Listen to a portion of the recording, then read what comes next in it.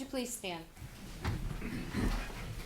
I pledge allegiance to the flag of the United States of America and to the republic for which it stands, one nation, under God, indivisible, with liberty and justice for all.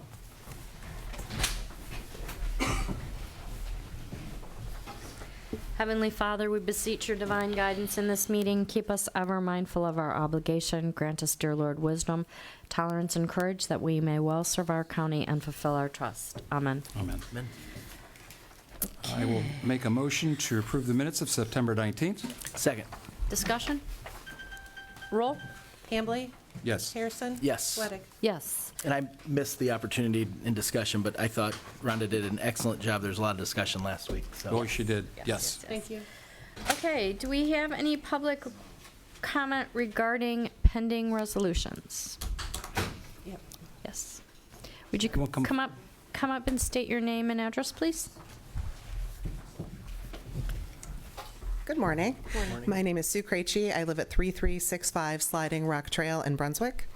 I'm here in support of resolution number 23, which opposes the I-71 interchange being forced onto Brunswick by Strongsville and Representative Tom Patton. While it may look like a good solution on paper, NOACA has done multiple studies over the years, and all of them have shown a Boston Road I-71 interchange would not fix the traffic on Route 82 in Strongsville or Route 303 in Brunswick. It's a lose-lose for both cities. Strongsville's own feasibility study showed that regardless of interchange design, quote, the SR 82/Howe Road intersection typically resulted in poor/failing level of service throughout each scenario, end quote.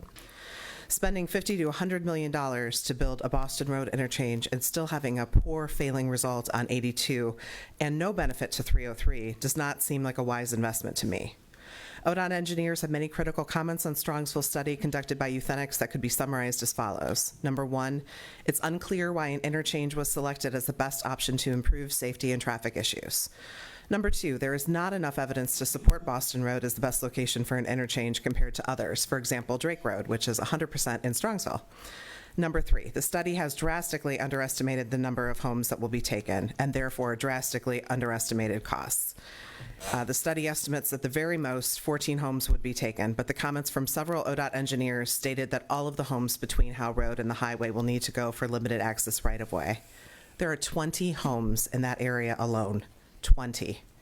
And that is just on Boston Road. That does not include any homes on North Carpenter or Benbow Road or the Waite Farms or Boston Knolls developments. Tom Patton justified inserting language into the state transportation bill on the day of the vote by claiming the traffic at Route 82 and Howe Road is, quote, a safety issue, and claimed that 40% of that traffic is from Brunswick.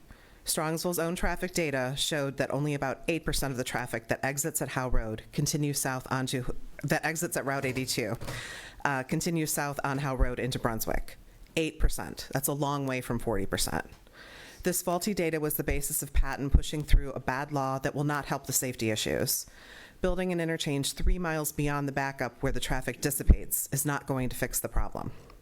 There is a process in place for deciding where interchanges should be built, and that is through NOACA, our regional MPO, who has a policy of not forcing interchanges upon cities without their approval. Decisions like this should be driven by data, not political will. I implore you to stand with us against this egregious state overreach and to oppose the dangerous precedent that this sets. Today it's an interchange. Tomorrow it could be a power plant or landfill placed in our community by another without our consent. Thank you very much. Thank you. Anyone else? Your name and address, please. My name is Buckley Wilford. I live at 18583 Benbow Road in Strongsville. And just wanted to thank you so much for supporting this blocking of this terrible thing that my city's trying to do with Strongsville.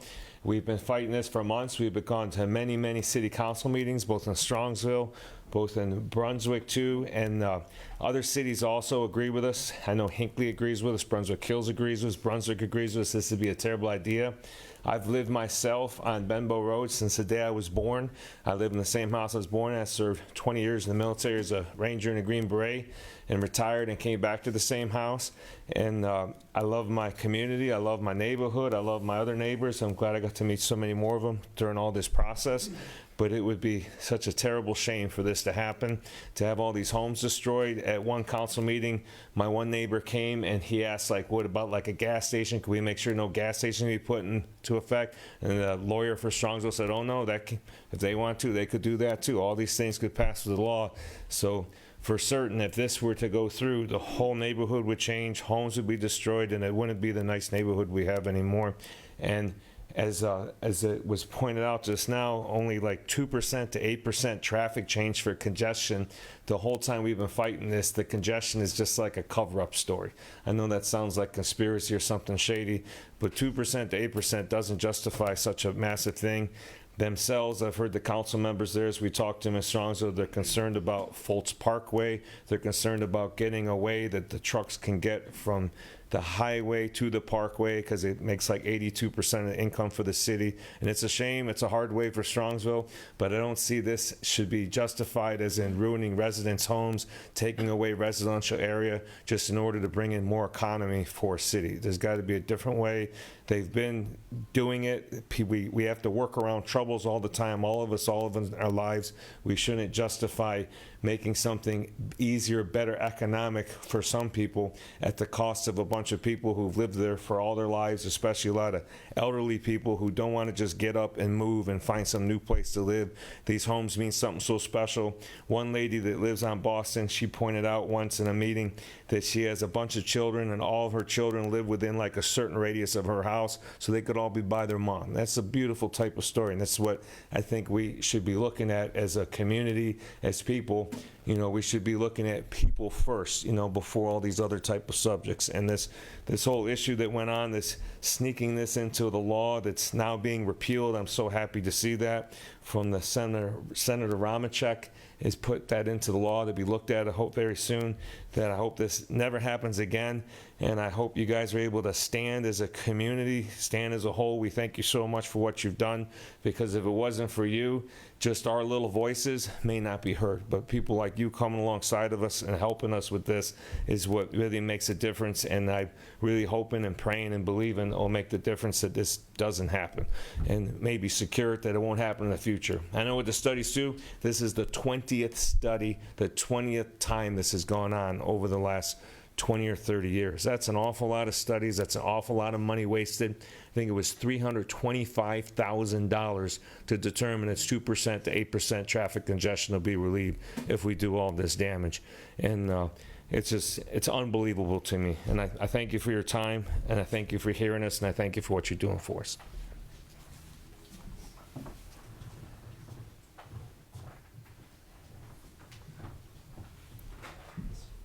Hello. Hello, Mayor.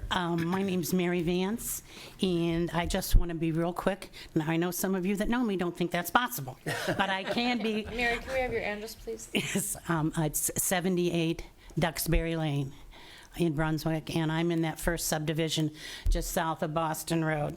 I think you've heard the facts so well stated by Sue, and Buckley has been amazing. The support and the strength that we have gained between both communities has been overwhelming. So I'm just here to thank the community. I would like to publicly thank Mark Romanchek for the work he did introducing it, the bill, the repeal legislation piece. Also Sharon Ray and Melanie Miller. We were with them when they introduced this in Columbus a couple weeks ago.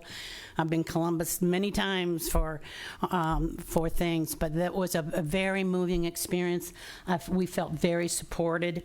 I also want to thank the City of Brunswick and all those officials. They have met with us. They've come to petition signings with us. They brought us donuts. They have been very, very supportive. They too have passed a resolution. So I think this just goes to show that a community can come together. We can do this. We would like Strongsville to be the same way.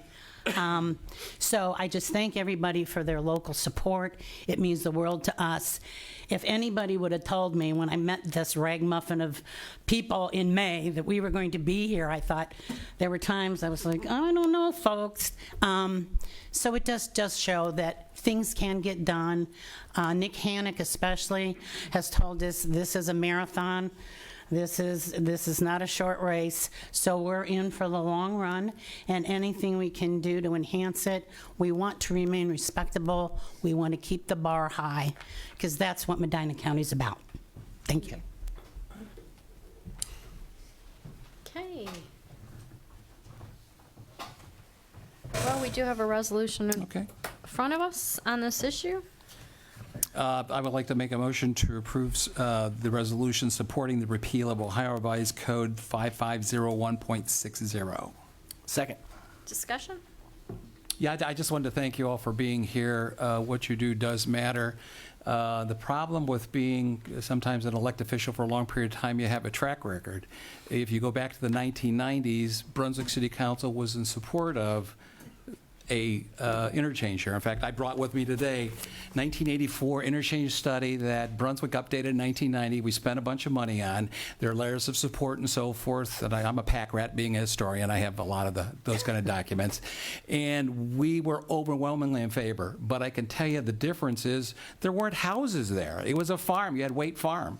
You had all this other farmland around there. Right now, in a lot of the land, you got a church sitting over there where one of the exit ramps was potentially proposed. Things changed.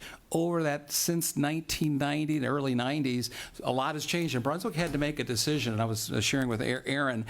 Brunswick City Council in the early 90s, Skip Trimble was the city manager, is very frugal. He was very fiscal conservative. He came to council and says, we have some projected revenue increases, get with what's going on. We're going to be able to afford to do some things in this city. We're going to have to make some choices. One of the choices was Boston Road interchange. At that point in time, both Brunswick and Medina, Brunswick and Strongsville would have, and Wally Ehrenfeld was a big proponent of this. He was the mayor at the time. Would have to be able to pay about half the cost of it. So we had that choice on Brunswick City Council, or we could go and build town center. Brunswick Lake property. It was private hands. The idea was to go in there and try as the city to actually recreate a town center, since we didn't have one since 1939 when ODOT decided to get rid of our roundabout there in the center of town. But so we were in search of a downtown. We were in search of a project that would really put Brunswick on the map, be a place that people would convene and utilize that obviously that lake and the park and everything that development. So Brunswick City Council, I think wisely, chose that route as opposed to pursuing Boston Road interchange. But then several years later, when the University of Akron was looking for property to build a university center, Brunswick City officials took the University of Akron officials, as well as Economic Development Corporation task force had been formed. Tom Barr was commissioner. You had others in the business community, Westfield. You had Jim Boyes. I had a lot of people who had been around a long time. Went out there, visited the site, and then University of Akron, because they were promoting that as a commercial development.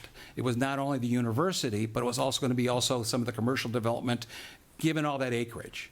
Well, they decided, of course, to go on the other side. The commissioners gave the land to University of Akron over on the other side up in Lafayette Township. And so Brunswick then, historically, it was going to be residential development. It's not meant to be commercial. It was meant to be residential. And that's one of the things I think that is what turned the tide and say, look, it doesn't make sense for the future because we're not prisoners of the future, or the past.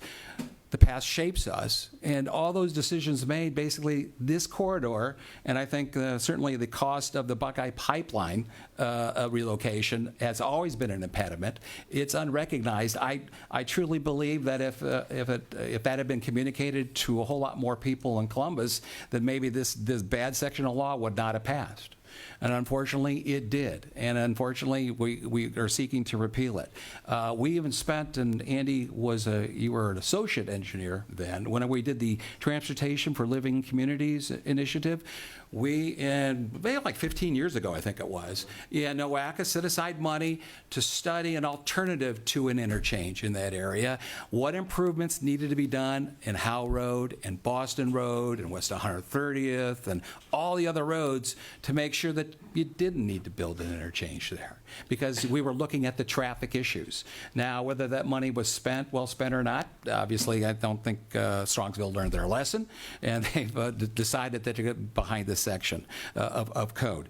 So when we look at our community has changed, Brunswick has changed. As you know, I'm a lifelong resident of there, and so we look to it as like, no, we don't have the room. 30 years ago, it might have been a good idea, but certainly not now. It's a really bad idea. It's a really bad section of code. It violates all principles in terms of locating a interchange and improvements in the highway. But the one thing I need to point out to you, and you've heard it time and time again, how important it is for us to continue to have a voice to say, no, this is a bad idea. Because although it requires this, if I read the statute correctly, although the municipalities can veto it, there is a provision in the code that allows the director of ODOT to veto that decision in the communities. In other words, if the ODOT director becomes convinced that this is needed, they can override the city of Brunswick. And that's why what you're doing is so important. And I just want to thank you. We're behind you. As Ronald Reagan once said, politicians, every now and then, they need to see the light, and when they don't see the light, they need to feel the heat. So at this point, continue the heat. Continue the heat. You're doing a good job. We're there to support you, and obviously our hope is that as this bill works its way through the legislature, you all can make it down there. We'll make sure that our voice is heard. And I do want to thank Senator Mark Romanchuk, Representative Sharon Ray, and Representative Melanie Miller for their going forward and doing this the right way. Remove that section of code. There's no doubt Strongsville has some transportation, some highway issues, some road issues. They need to deal with that traffic and not impose that burden on the city of Brunswick or Brunswick Township or Medina County. Yeah, and I also want to echo Commissioner Hambley's comments and thank you all for coming out, making your voices heard. I had the opportunity to join you in Columbus for the press conference when the repeal initiative was launched. And like anything that, like I think it was referenced in the comments, that's not going to be an overnight success. It's going to be kind of a long slog. So your continued attention and efforts on this is going to be absolutely critical. But I think you being here, even in our small setting here today, kind of puts a finer point on the very real cost that you're all facing of, either losing your homes or at least having your neighborhood forever changed. And I think those things are really what the people who made this decision initially maybe lost sight of. Some things that seem like a good idea in Columbus, kind of in a vacuum. And then you see the real people who are affected by it, and that kind of changes your tune. I was driving down Boston Road actually yesterday, and my son, who's 11, noticed on both sides of the road the Homes Not Highways signs and Stop the Interchange sign. And he said, well, so is that Brunswick too? He knew that we were coming back from Strongsville. And I said, no, that's Strongsville. He said, well, I thought everybody in Medina was against this and everybody in Brunswick was against it and everybody in Strongsville was for it. And I said, well, it's a little bit more complicated than that. And I know when it's your home that's on the chopping block, it isn't that complicated. But I think that's important to take away from this too. This isn't a Medina County versus Cuyahoga County or a Brunswick versus Strongsville issue. This is a people issue. And I think you really hit the nail on the head with that. And so I do want to commend our delegation in Columbus, Senator Romanchuk, Representative Miller, and Representative Ray for their leadership in bringing the issue back to their colleagues at the General Assembly. And I look forward to doing the same. There's going to be a resolution in front of NOACA at our December board meeting. It's going to be a little bit different than the resolution the commissioners are voting on here shortly. But it will, I think, reflect that the process that was followed to initiate the bill or the law that now exists on the books is in violation of and not in compliance with the NOACA interchange policy. And I think that's an important distinction.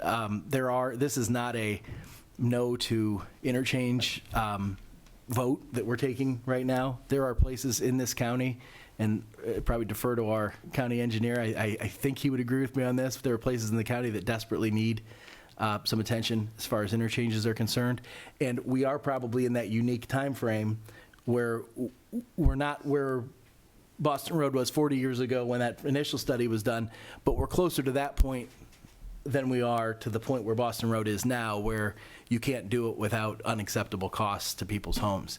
And so the kind of strange dynamic here is my support for this resistance effort versus what would be pushing to get something maybe further south in Medina County where it is desperately needed and we don't have those same dynamics. Those things can kind of come head to head, but I think that is where that planning needs to be done more longer term in the future. You can't solve today's problem with today's footprint. You've got to always have that eye to the future, and I think that's been that's something that we need to do a better job of as from a NOACA standpoint too. So but I hope that everyone who has an opportunity, be it the NOACA board members, the other members of the General Assembly, anybody who's taking a fresh look at this, doesn't lose sight of, and I have confidence based on your strong turnout today that you won't let them lose sight of the human and personal cost to this plan. So thanks for being here and kind of sharing your perspectives with us, and that's all I have. Well, thank you all for coming. I'm going to say roll here. Hambley? Yes. Harrison? Yes. Sweattick? Yes. So although we're thrilled you're here and we love your opinions and your voices, we would completely understand if you did want to stay for the rest of our meeting, and we would not be offended. You're more than welcome to stay, but thank you all for coming. Thank you so much. Okay. Thank you. Thank you. Okay. Next up, we have Andy Conrad, our county engineer.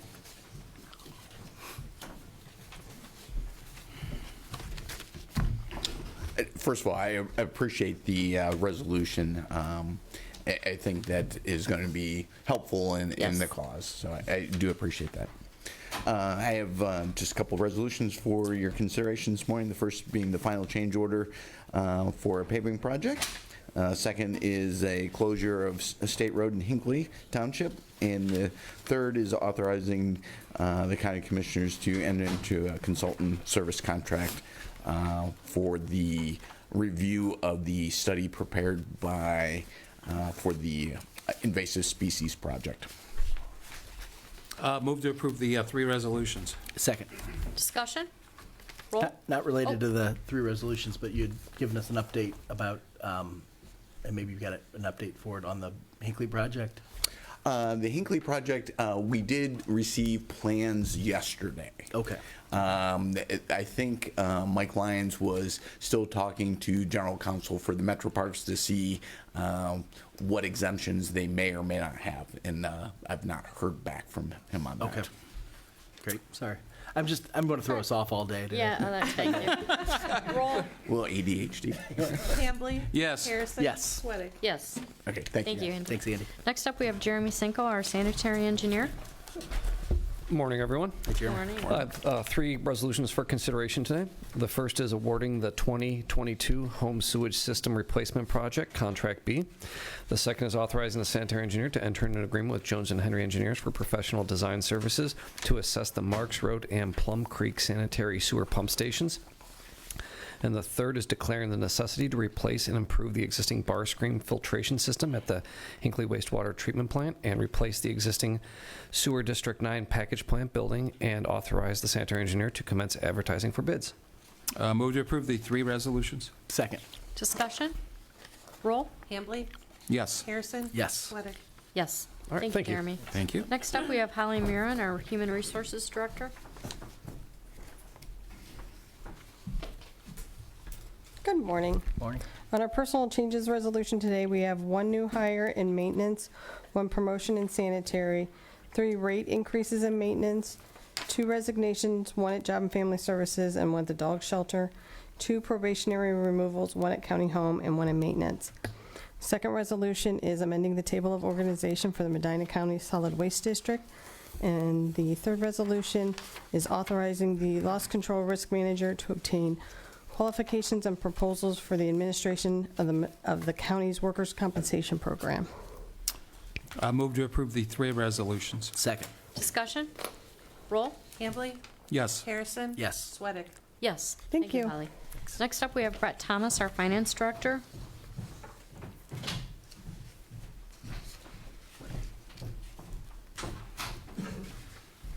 Good morning, everyone. I have 8 resolutions for your consideration today, Commissioners. The first one is increases to appropriations. Our second resolution is transfer of appropriations. Third resolution is expenditure adjustments for various funds. Our fourth resolution is the sales tax distribution to the school districts. Our fifth resolution is creation of the fund for the Northside Christian Academy resource officer. Our sixth resolution is the acceptance of the fiscal year 23 Recovery Ohio subgrant between the Drug Task Force and OCJS.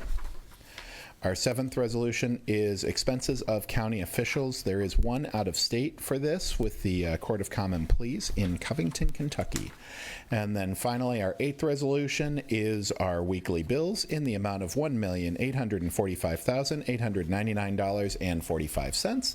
And as always, copies of the bills are kept in the auditor's office for anyone's perusal. Move to approve the 8 resolutions. Second. I did have one question. Normally, the week that we have the high sales tax distribution, then this number is included, and this number's only 1.8 million, so. Yeah, this is actually for our quarter 2. We're feeding back for, we still have our Q3 that's coming in. Is that what you're? No, what I'm expecting? referring to, the Sorry. sales tax distribution is usually added into the claims number. Oh, for our weekly bills? Yes. Yes. That has not gone into this week's bills. You'll see it Okay. show up in next week's. Got it. Okay. Just making sure. All right, roll. Hambley? Yes. Harrison? Yes. Sweattick? Yes. Thank you, Brett. Thank you. Next up, we have Chris Jacob, our county administrator.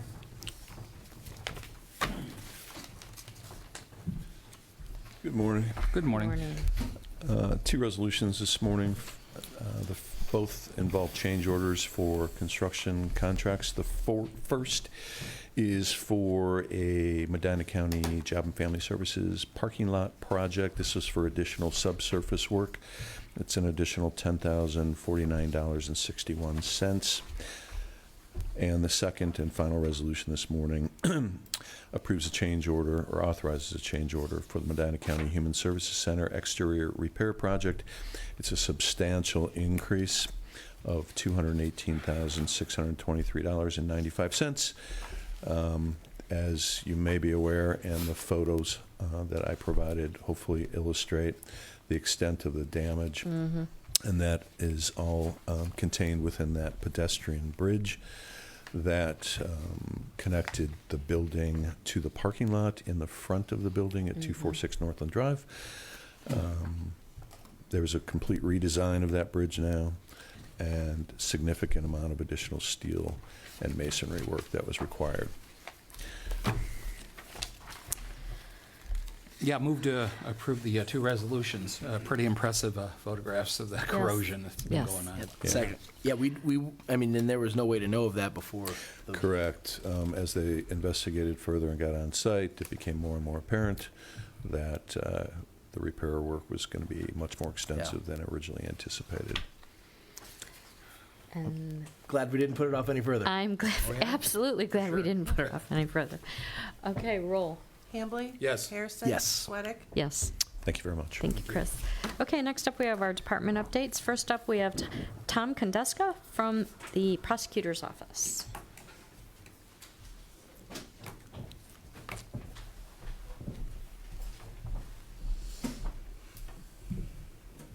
Good morning, Commissioners. Good morning. Ms. Beck.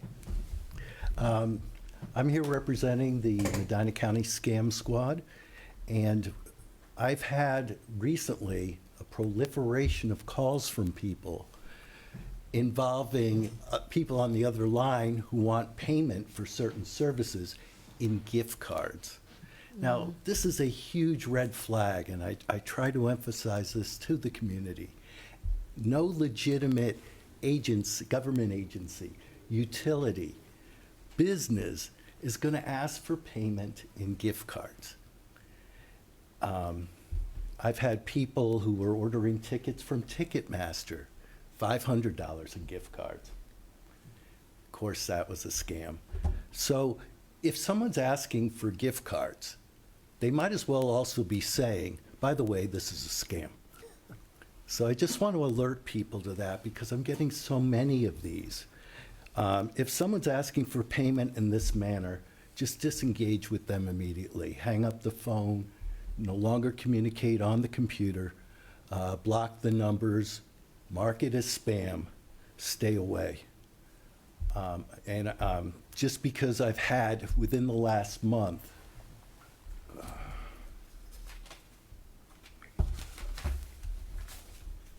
33 calls within the last month that involve gift cards. And I thought it was important to alert the community and update that. And if anyone has any questions. Yeah, quick question. I assume once somebody, a scammer, has received the gift card payments, there's very little your office can do to recover. There's very little law enforcement or anyone can do, Yeah. Commissioner Harrison. The issue is with gift cards. Why do they want gift cards? It's immediate. They have you go out, buy the gift card, you scratch off the back, you read the numbers to the scammers, and they go out and use them. They burn them immediately. You may have given them cash at that point. It's even better. Yeah, yeah. So there's no way to really trace them, and those people are out that money almost immediately. I can imagine and probably would wager that that 33 reflects a very small percentage of the actual people that have actually been approached for that. I mean, those are individuals that contacted you. Who actually contacted Yeah, me. and there's no doubt in my mind that there's a huge number that have actually received that, and maybe, unfortunately, just as many that have gone ahead and given those cards away. Yeah, I've found, Commissioner Hambley, that most of the people that call me are very ashamed anyway. They're ashamed that they were scammed. They were ashamed that they're almost getting scammed. So there's probably a lot more people out there that can't swallow their pride. They'd rather lose the money than swallow their pride and call and allow us to help them try to get the money back. My FBI agent tells me within 3 to 5 days, no matter what the payment is, there's almost no chance of getting the money back after that. We appreciate your coming, Tommy. Thank you. Okay, thank you for having me. Thanks. Thank you. Next up, we have Shannon Ryan, our Transit Director. Good morning. Good morning. In reviewing August, it's a good month. Still working to realize some of the benefits of Wadsworth MC Flex. It's helped us impact lower mileage, lower fuel, increased ridership in Wadsworth, and yesterday we launched the Medina City Flex. So lots to report upcoming, but I will tell you that it's been a positive experience from the community. I've received a lot of calls thanking our team and us that we're looking into providing more service to more of our citizens. So I will call your attention to some of the things that concern is that trip denial number in August of 101. That's way too many. It's because there's a greater demand. And the good news is we are very much like we heard today, we're being forward thinking and getting in front of this with the strategic plan because our need is not shrinking, it's growing. So we hope that that number gets closer to zero. It's our goal to make that zero. It's change management for our community and our team, which we're working through because there are changes. It's a phone call instead of waiting somewhere. But they like the fact that they can get where they're going quicker. I think there's a lot of education. In fact, I spoke at my Office for Older Adults on the 12th of this month, and I'll be there later on this morning to speak to more of the community to keep educating. So there is a client base that is starting to realize that public transit is for them, and they're starting to call. So some of the downside we're having that I mentioned is our vehicle delivery, still waiting, anxiously awaiting. The team's done a good job to making sure we have the service we need. Obviously, bus drivers is a challenge, but we continue to meet that need with the help of HR and county administration to make sure we cover everything. I want to thank the team.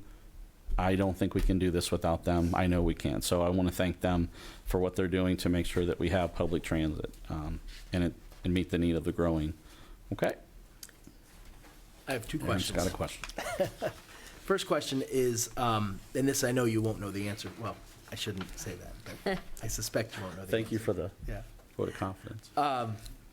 The flex miles in August relative to, overall miles. Right. I assume that number would go up as well, at least in the October report, once Medina has been fully rolled out, or will that number not?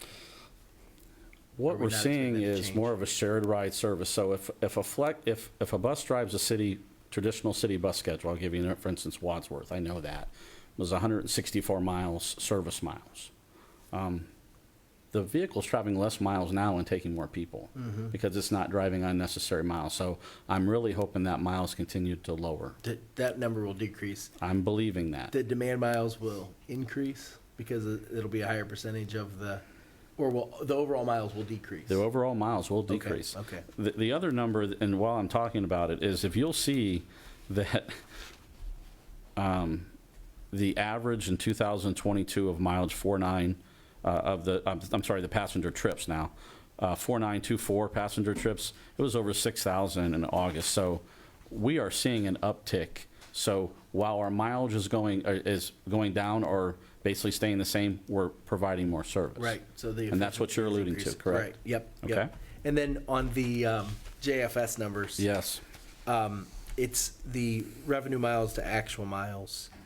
It's about 1,000 total mile difference. And then when you go revenue hours to actual hours, that's a lot more significant uptick. So those non-revenue miles are fairly, I would say, burdensome from a personnel standpoint in terms of, is that?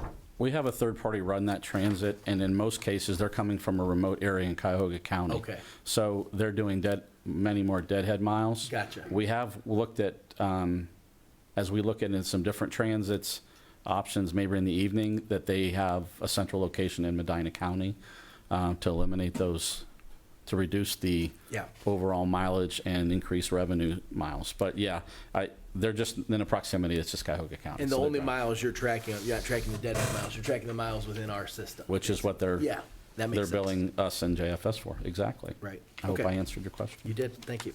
Okay, I did want to thank you. I know you've been doing extra effort to go go out in some public sessions, some group sessions, getting the word out, particularly as you roll out the Medina Flex, and meet with them and kind of explain the change for those that have if their homes are right on that fixed route. To them, it might appear that they no longer have a bus service, but indeed they have actually the same service they had before. Actually, a greater flexibility. There you go. But I think it's that transition of change of how to acquire that ride, but also maybe the technology, the app. And I know that you're working with, your staff are trying to work with individuals. Be patient, be persistent. We'll still help as they call. Absolutely. We'll give whatever assistance, even if you're not in one of the senior centers where you're doing the presentation. Right. Certainly be able to, our staff are trained to talk to you on the phone to help you through that transition. But obviously this is a great move, as demonstrated in Wadsworth now and in Medina, and providing, basically using the same resources to provide more service to more people is just, it's a win-win. Lower cost is really exciting too, because yes, we're able to meet the need at the same or lower cost. Exactly. That's great. And technology allows us to do that. So that's Leveraging it and making sure, and we're always looking for the latest and greatest technology. Yeah. I've been exploring some things that might help improve it even more, but we're going to take these steps to implement and then fine tune as we go. Yeah, I just want to thank you and your staff for your persistence and patience. And we ask the public also have some patience too as we work through and try to provide better service. So thanks. Yes. Okay. Thank you, Shannon. Thank you. Next up, we have Debbie Kiley, Jobs and Family Services. Good morning. Good morning. First off, just one resolution for your consideration this morning, just amending the prevention retention, the PRC plan for Job and Family Services. Move to approve. Second. Discussion? Roll? Hambley? Yes. Harrison? Yes. Sweattick? Yes. And department updates. I'll just go by division as I usually do. First, Child Protective. As of this morning for the month of September, the division has fielded over 200 calls reporting child abuse and neglect. If you remember last month, it was only in like the 80s. So we've significantly increased now that school is back in session. And equally unfortunate, in just 4 days in September, just a week and a half ago, we took emergency custody of 9 children. We remain at 148 children in care. There's about 130 that are in traditional foster placement, and the balance are in a treatment facility or a group home. So based on these numbers, and they continue to escalate, the ask remains for us to have families step up and become foster families for these children in care. Of all the foster homes that Medina County certifies, those that can take kids have them. So we're tapped out in that area. So that's why the ask continues. We're encouraging our community to open their homes and reach out to us on how to certify to become a foster family. For public assistance, that division continues the work of recertifying those Medicaid recipients since the end of the public health emergency. There's still about 25,000 residents on Medicaid benefits. We're recertifying about 700 cases per month. That's in addition to an auto batch that runs thanks to the state of Ohio. So that continues to be fairly successful, but there's still a lot of work to do in addition to the new applications that are coming in for Medicaid, for SNAP, for TANF, those cash assistance programs that exist, and then the annual recertification for those programs too. So when I ran numbers, the applications for August total just over 415. That's for our SNAP and TANF programs, and about 222 recertifications needed to be completed in that month. And that's for programs other than Medicaid. And then for child support, they're actually coming to the end of their fiscal year, and thus far they've collected over $17 million in current support, and that's of the $22 million that's currently due. They've established paternity on nearly 100% of the cases that have been brought before them, so they're doing fantastic work in that area. While they're above the state mandated rate for past due payments, arrears payments, I've actually challenged the division to increase their efforts in this space. It's like they're doing so great in the other areas, current support and paternity, that we need to kind of focus more effort towards those past due payments. And that's always the trickier of the caseloads to begin with, too. So agency-wide, though, our Coats for Kids campaign is underway. Donations are being accepted so the agency can purchase new coats for kids. Monies can be sent to our office, that's 232 Northland Drive, and attention to that program, Coats for Kids.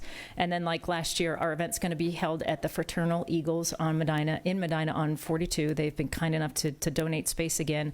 That's going to be on November 2nd, and I shared that information with Ryan, so it'll be in the Commissioner's newsletter, and it's also on our website, too.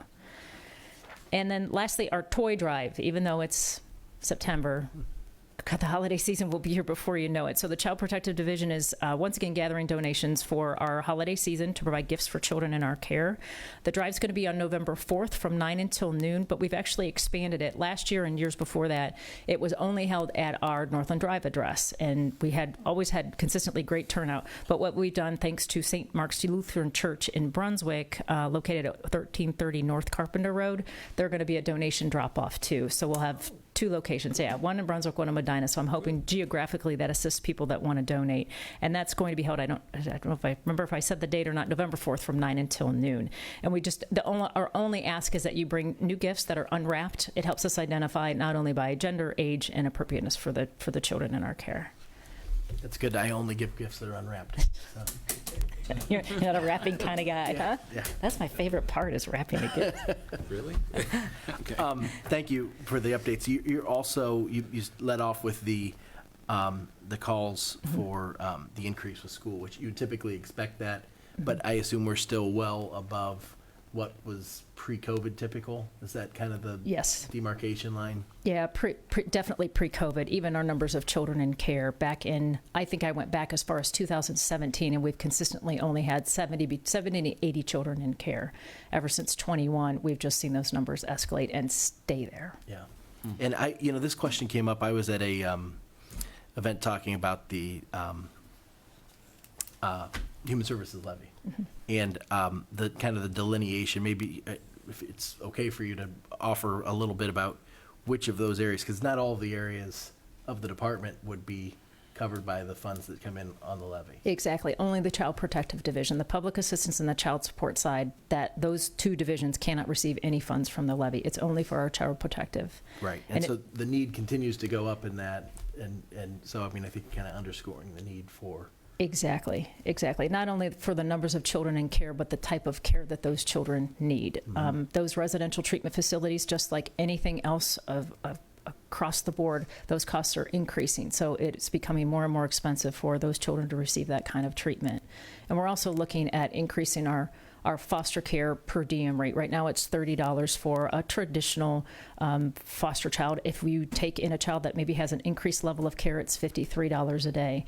We're looking at maybe increasing that because the cost of, I don't have children, but I have a dog, and he costs me a lot of money, so I can't imagine how much it is to raise a child as well as take in a child that doesn't belong to you. So we're trying to make that more of a supportive environment, but it's a fine line, right, between understanding the increasing cost of taking in a child and not making it a profitable thing to do. Right. So we want to be careful. Thank you. Sure. Thank you, Debbie. Thank you. Thank you. Okay, we do have Commissioner resolution. We have a resolution reappointing a member to the Medina County Board of Developmental Disabilities, and we are reappointing Lisa Drayden. I'll move to approve. Second. Discussion? Roll? Hambley? Yes. Harrison? Yes. Sweattick? Yes. We also have a notice of an expedited 2 annexation petition. The clerk of the Board of Medina County Commissioners received an expedited 2 annexation petition for 3 parcels of land totaling 61.4450 acres of land from Wadsworth Township to the City of Wadsworth. No public hearing is required. The Commissioners will review the petition at their regular meeting on Tuesday, October 31st, 2023 at approximately 9:30. Okay. So, do we have any public comment today? Okay, we are going to move on to discussion session. Jeremy, did you have something? I do, but it's tying into something later, I believe. Okay. Steve, did you have anything? Yeah, first I wanted to bring up the America 250, the semi-quincentennial program. I'm on the state, actually, the commission appointed by the Speaker of the House last year to serve on this commission. We were slowed down a little bit in our activities and progressing forward with coming up with community activities and support for community programming to celebrate the 250th, if you will, birthday of the nation, Declaration of Independence. And because of the changes in the meeting law, we used to do things by Zoom, then could no longer do it. So all the committee activities, which were statewide, is trying to find a time when state legislators, who are actually on the commission too, and other people such as ourselves are on it, and be able to meet. And so, but fortunately, because of the budget changes, they were able to add an exclusion that the commission can now meet and our committees can now meet by Zoom. So it's going to make it a little bit easier to move things forward. But this program is, the commission is to set up, and they're asking for counties to participate. Some will be doing it financially, others just in terms of developing and supporting local programs, largely within community organizations, historical societies, and so forth. Our commission last week before last, we met, and we're devoting $1 million over the next 2 years for local community grants. There'll be 2 groups, one from zero, basically up to $5,000 for a grant in preparation of this celebration, and those from between $5,000 and $50,000 grants. Next couple months, they'll have much more definition as to what those grants include, but they are to support community activities and in preparation for the celebration on the leading up to 2026. The grants will be administered by the Ohio Humanities Council, but at this point the committees are forming and identifying what's going to be supported and what the potential grants will be done. I have talked to Brian Farron with the Medina County Historical Society. The intent is to bring together our historical societies here as we get closer definition as to what those grant opportunities are, and identify projects that the various communities can come up with and make application to support that in celebration of the 250th.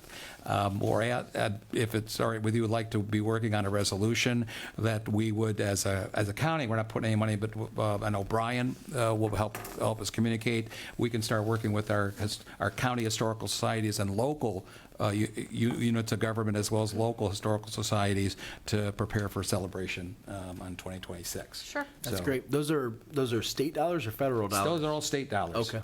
They devoted, they actually have a $2 million budget.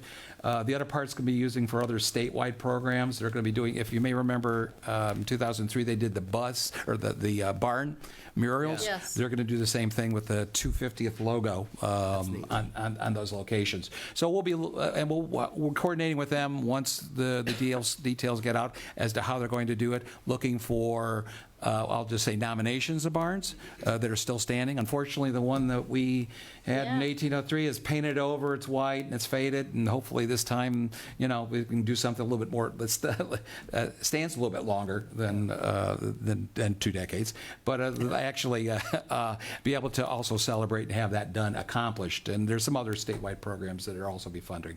But the idea was that we have almost 60% of the money that the state allocated specifically will go back to the communities to support their celebrations. So, but that's, I just, with your permission, I'll go ahead and work on that. Sure. And Sounds great. We'll put that in there. The other item, if you don't mind? Not at all. I did want to mention, we got some emails that somehow people are under the impression that when we get emails from residents or they write letters that we're going to read them online, or we're going to read them during our meetings publicly. And I just want to let you know, as far as the number of years I've been on the board, we've never really done that. It is up to each member, of course. We have the privilege, personal privilege, of being able to read anything we want, if we want to read a letter or something. But I can say, having been around and seen a lot of local governments and so forth, if we were to try to read all the emails or all the mail we get that has a public interest, we would be here a whole lot longer than the morning on Tuesdays. And I feel that that's a disservice to the functionality of government. And most, I don't know any local government that does that, any board of trustees or council. Every now and then you might get a letter read. I remember, years ago, maybe the mayor of Brunswick did at one point in time, read something that she thought, this was when we had a female mayor, that shows you how far back that goes. But she read the letter because it was really a nice letter and so forth. And okay, you can do that as a personal privilege. But normally we don't. I just want to say that's not our standard practice. We will read them. We'll try to respond to them as best we can, but we're not going to read the letters in public. That's just, like I said, that's not a good process for these kind of meetings, use of time. So I just wanted to offer that explanation. Well, I think it's great. We give deference and preference to the people who are here to speak when the Sure. opportunity. And I guess I don't have any anything for discussion session, but I will acknowledge Kayla Atchison's here from Congressman Miller's office, and they continue to be good neighbors down the road. Congressman Miller is working hard. I know some people like to disparage the work of Congress. I'm not one of those people. But no, specifically in the local Disparage the leadership of Congress. How's that? No, specifically in the local community, though, we're really, really glad to have you here. Hopefully everything's still working out well for you down in 72. So. And just for your guys' awareness and the public awareness, we are having a telephone town hall on Thursday. I saw that, yeah. So if folks haven't seen that, they're welcome to. Great, 6:45 Town Hall. And they can sign up through your website? Your website, and I saw it was in today's newspaper as well, the kind of connections you can make for that. So it's a great idea. And I know the Congressman has plans on coming out of here the first week of October for a number of events.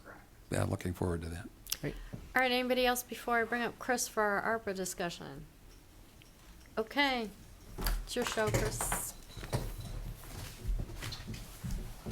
There's one other matter prior to the ARPA discussion, if I may. Sure. Been working with our local OSU Extension office. They are in receipt of a grant for a solar project. This is a grant from The Ohio State University. The grant award amount was $50,000. In conjunction with our energy advisor, we have now a proposal in front of us for the purchase and installation of a solar panel system for the building located at 4046 Medina Road. This is their new office location. This would be a roof-mounted system. You, as the owner of the board, as the owner of the building, must be the ones to execute an agreement for the solar system with the provider. Our energy advisor has identified Yellow Light as the appropriate company to move forward with this project if there's acceptance with this board. The total amount of that quote was $38,500 and would include a load study to ensure that the roof itself can withstand the weight of the solar panel system that would be installed.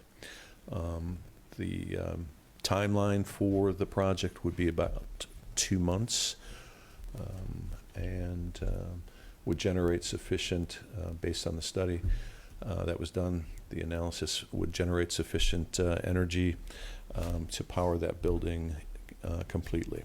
So what's the payback? Well, since it's a grant, it's not money. payback up for out us, of yeah. pocket. There's I should note there's also a 30% credit from the federal government that is Right. now available, Okay. which was previously only a tax incentive, but is now A grant. available to nonprofits and government entities as a payment back rather than a tax incentive.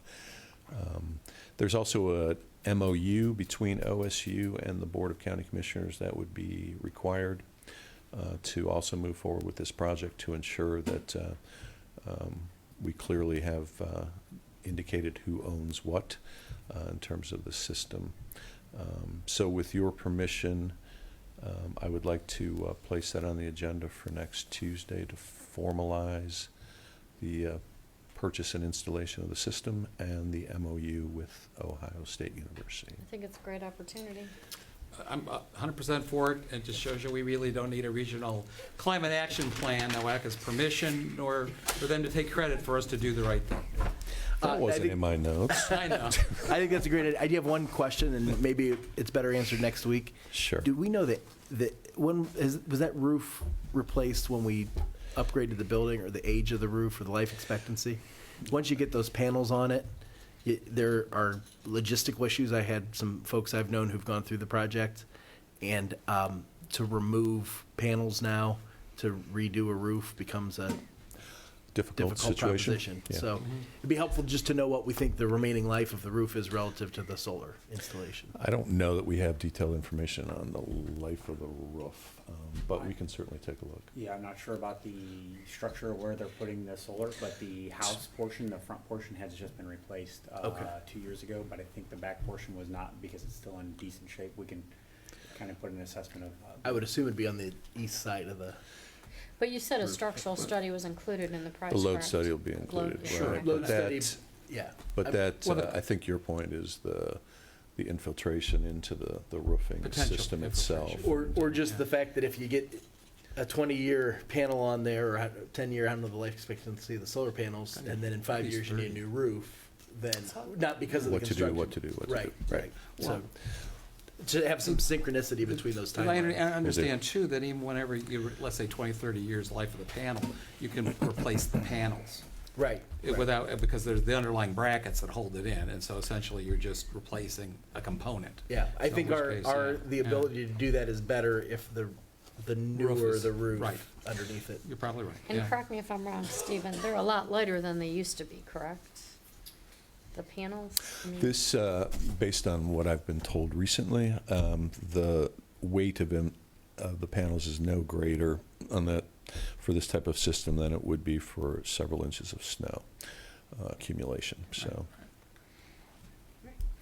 Lord knows the roof's seen that. Excellent. yeah. Excellent. Okay, good. Now, Yeah. all in. All right, so I'll include that on the agenda for next Tuesday. Good. then. Thank you. With your permission.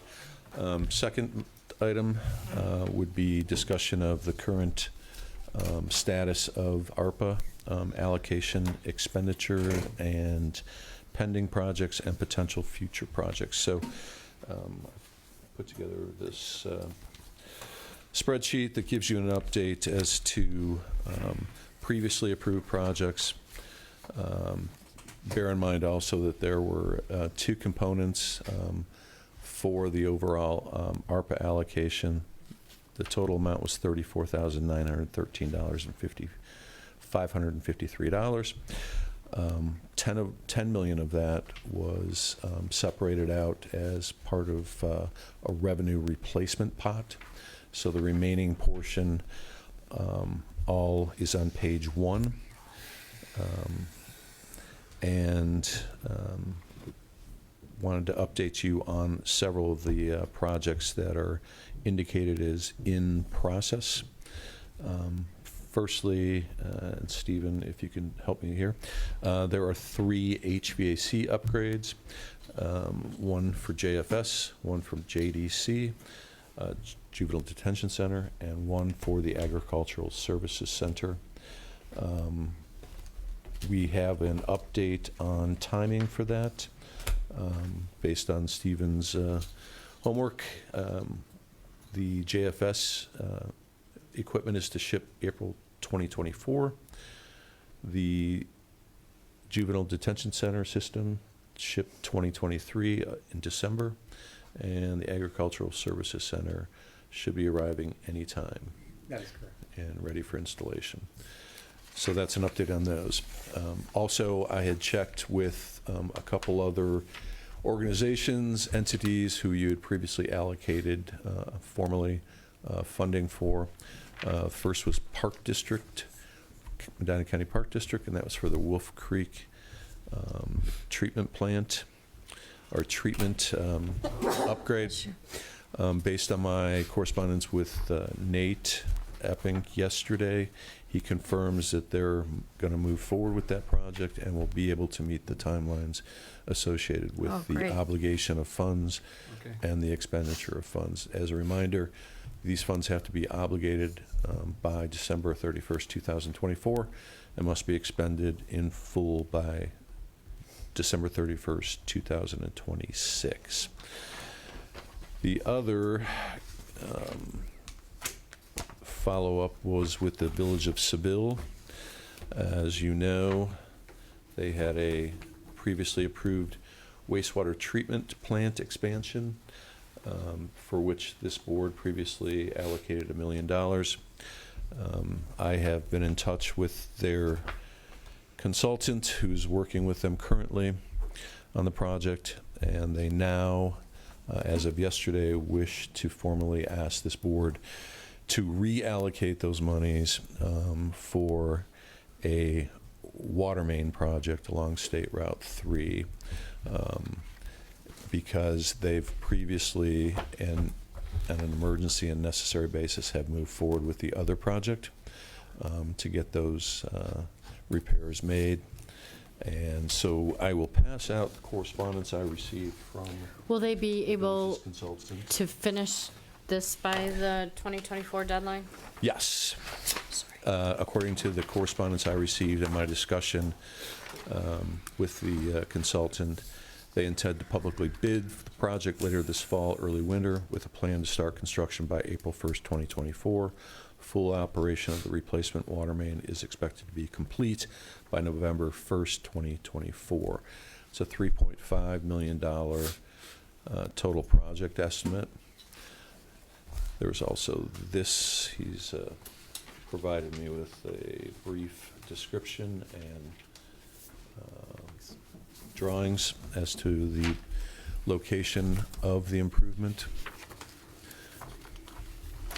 So as you know, or you may recall, this board had entered into a sub-grant agreement with the Village of Seville for the wastewater treatment plant expansion project.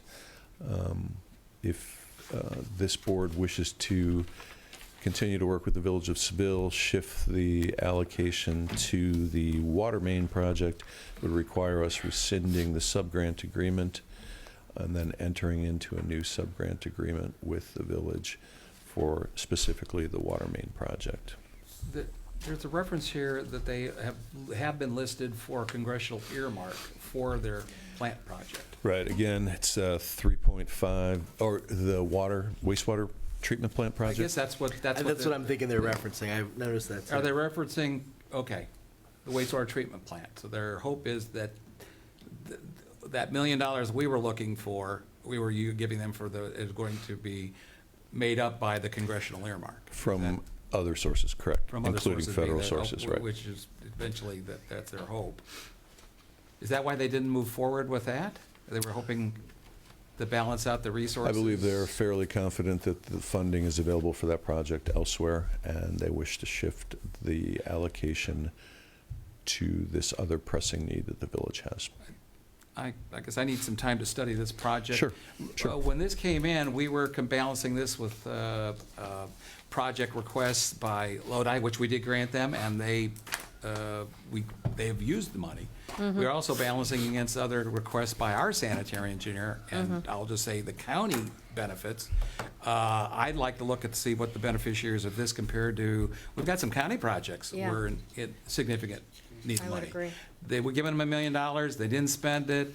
They're trying to, I won't say bait and switch, but they are trying to switch, and we needed to consider their application here as if we were also competing or considering other projects And I- of a similar nature. I would like to see how it ranks I agree. in our needs on Jeremy's projects.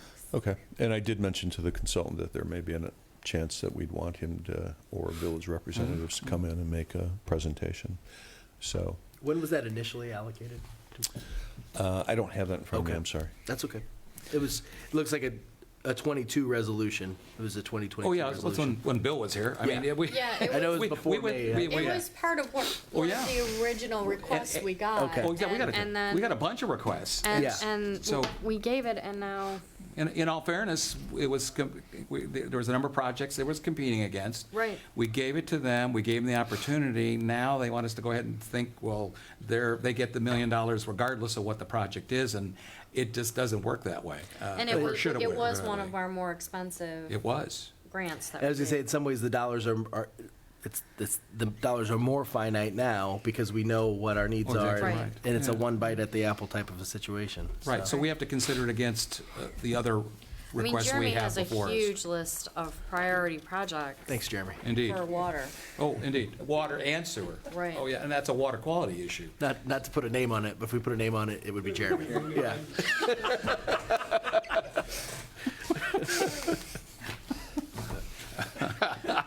No, I do think it's appropriate to. Yeah, it wasn't just $1 million To give a to the village government of entity. Seville, yeah. It was Yeah. a specific project that was Exactly approved. right. Yes. Exactly, oh, yeah.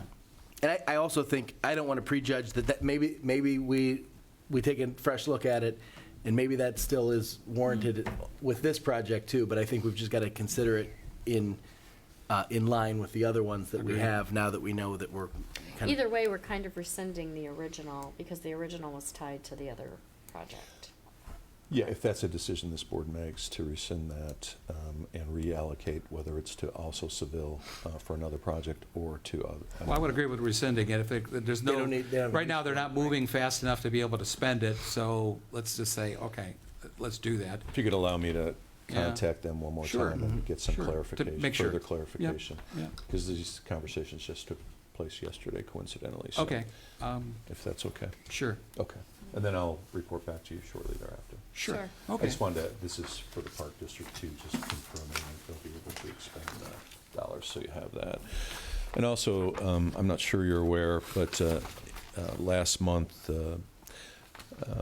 legislation further allowed for additional types of projects to be funded through ARPA, and those included road, community development, and natural disaster programs and projects. Okay. So I don't know. Preparedness? You'll have to read that. Okay. So I'll allow you. On page 2, well, let me go back. There's also pending projects that are included in the overall spreadsheet that I just wanted to point out real quick. Veteran Services expansion is on there for $1.3 million on the second page out of revenue replacement. The 2 Metropolitan Housing Authority projects are on the first page. The emergency shelter to be hopefully located at the current administrative offices on Walter in Medina, $1.3 million. and the supportive housing shelter by Independence and Lafayette for $500,000. On the second page, working with the prosecutor's office to try, and the Cleveland Clinic Foundation, to try to move and finalize the morgue expansion project, which was allocated at $169,000. I think we finally, as of yesterday, have a final license agreement to present to you, hopefully as soon as next Tuesday, to formalize that project with the Cleveland Clinic Foundation. And lastly, I want to mention that we've plugged in a $2 million health care fund reimbursement under the revenue replacement side. Last year, as you may recall, there was a $4 million transfer that went into the health care fund. We're doing better this year in terms of that fund and that program and the plan. Moving into 2024, and this will be a subsequent discussion with the board, there'll be some plan design change recommendations that we'll be presenting and some funding rate recommendations for next year's employee health plan. I'm hopeful that that $2 million will not be necessary. We do have an obligation to make sure that that fund is not in the red at the end of the fiscal year. We'll continue to monitor that. It's dependent on claims activity, and which is unpredictable. But I'm hopeful that we can get that down to $1 million rather than $2 million, which would free up another $1 million for future use. I think we'll have a better understanding of what the final number needs to be in October, by the end of October, I would hope. So that number can only be used for this year's reimbursement. We can't use any portion of it for what we had to do last year. You did transfer $4 million last year. We did. And that's on here? Yes, it is. It's at the top, first, very top. Yes. I missed it. It's Thanks. the first one. Yep, that's why I overlooked it. That's okay. Gotcha. So we've placed that aside, figuring at most it would be $2 million that we may need. Hopefully, as I just said, it's less and gets closer to $1 million. I've also discussed the healthcare fund status with the Board of DD, who also is a participant in our health plan, and their claim activity this year is also significantly better than it was last year, so that'll be helpful for them. So, just so you're aware. All right, so are there any questions so far? This is the cleanest version of this list that I've seen, so thank you for that. Oh, you're welcome. Yep. Thank you. All right, now The only other one of the three approves, you talked about Seville and Wolf Creek. So the only one approved. Any more luck in finding a vehicle? Yeah. Oh, thank you. There was okay. also the 69,000 or 68,000 rather, Yeah.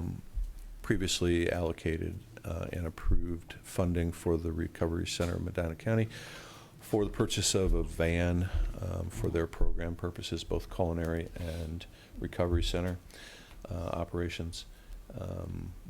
They are struggling to identify an available vehicle that would meet their needs. As you may be aware, the bid threshold changes October 3rd of this year, and it moves from 50,000 to 75. Is it the third? Okay. Which was an obstacle for them to move forward without going through a state purchasing contract or going out to bid, because of the dollar amount was going to exceed the $50,000 bid limitation. So I was in contact with their board president this morning, letting her know that it probably, if we can wait until after October 3rd, they may be able to work with a dealer and get that purchase taken care of. And I had reached out to our fleet manager also last week and the week before for his assistance in trying to locate a vehicle. But it was mostly a passenger vehicle, and they need something that serves both the cargo and transporting purpose. So that is an update. Any other questions on the spreadsheet or status of those projects? So I've asked Jeremy from Sanitary Engineering and Stephen, Facilities Director, to come and talk to you also about possible use of and further use of And are we going ARPA to talk funds. specifically first about page 1 and page 2, or both the dollar amounts together? You can talk, we can include them all together. Okay. The total available, assuming Seville stays on this at 1 million and the healthcare at 2 million, the total remaining allocation to be decided is $4,577,837.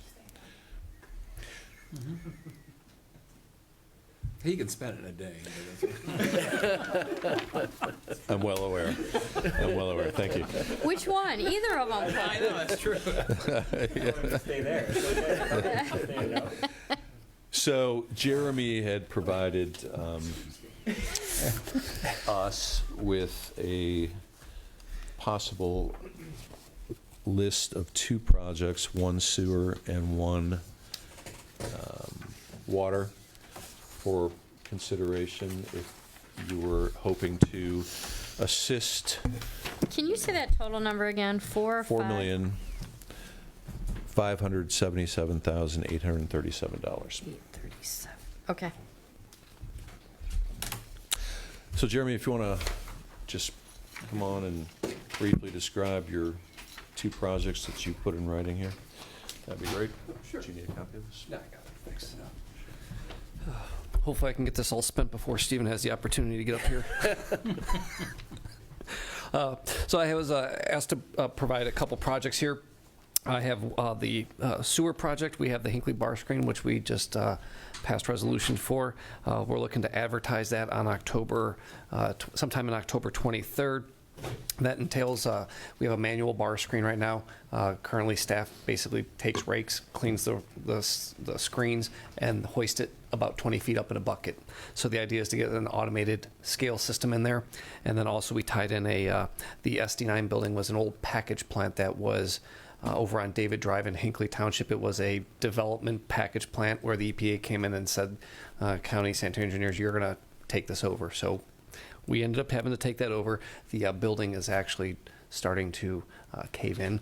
So the plan is to get that replaced here. The estimated cost for both of those items was $2.5 million.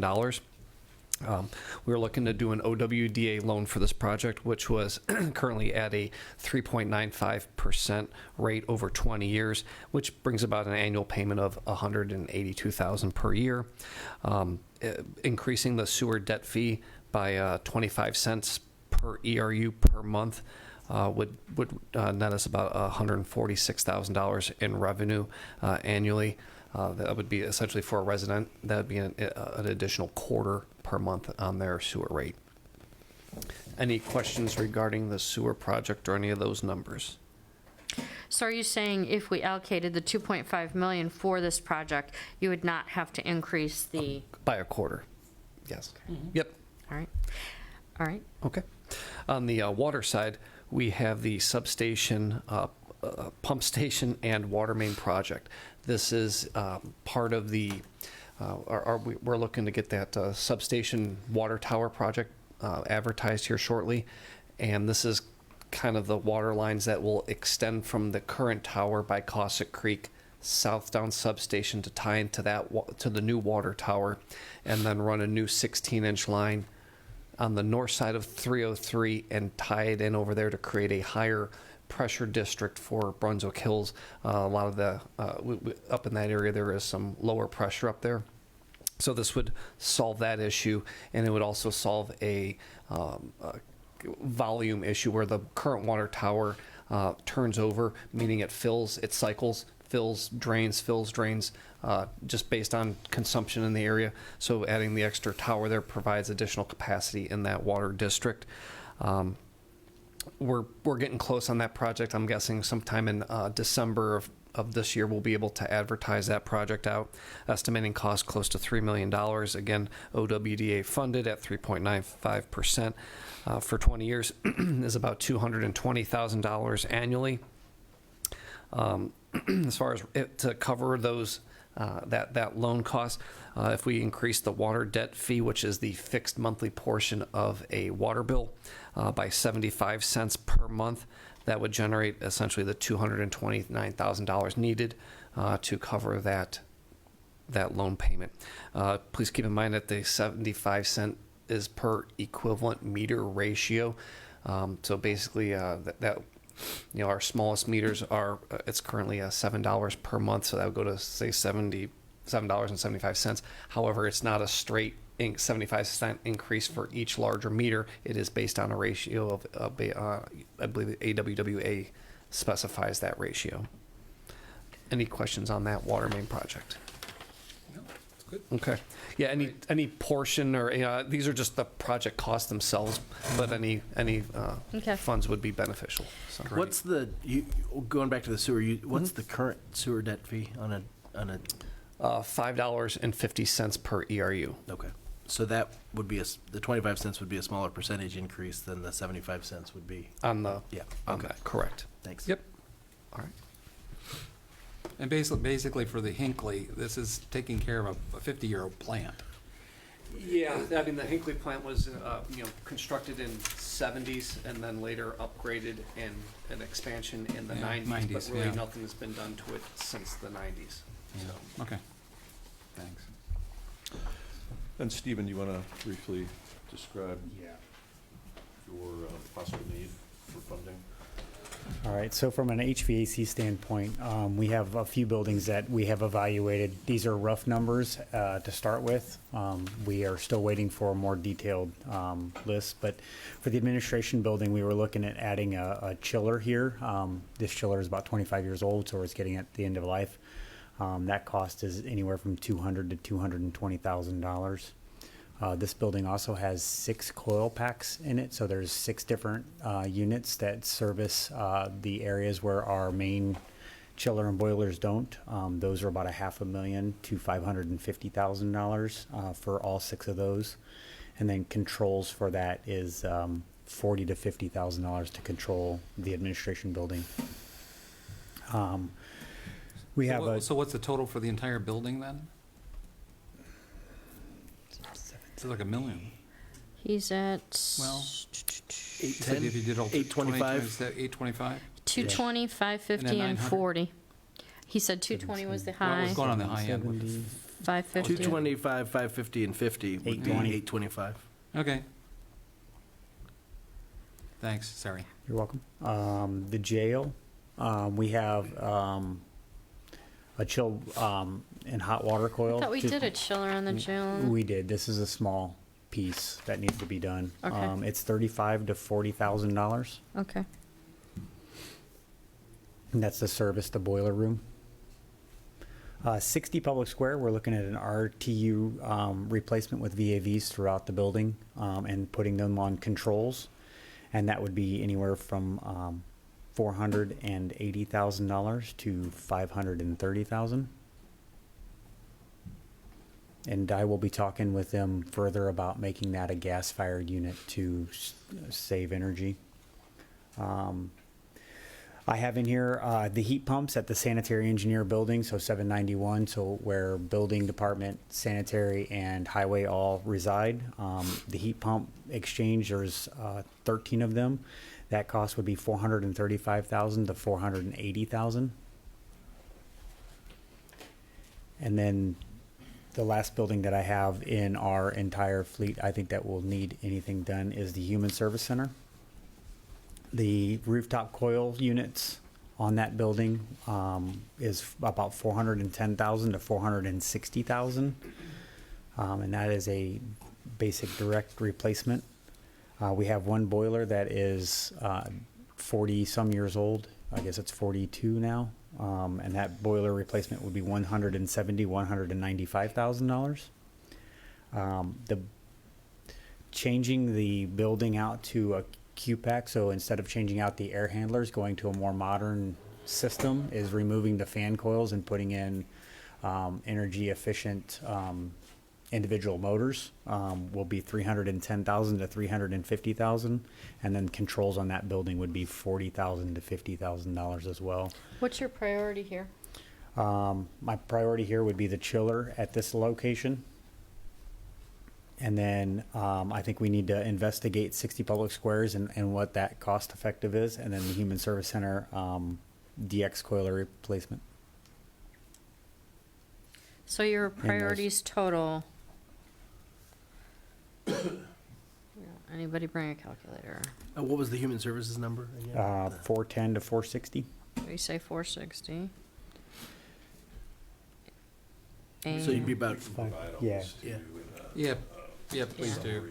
Yeah. Yes, Yeah, if you could. absolutely. I got a total of the entire amounts, $2.62 million to 2.925. Yeah. So.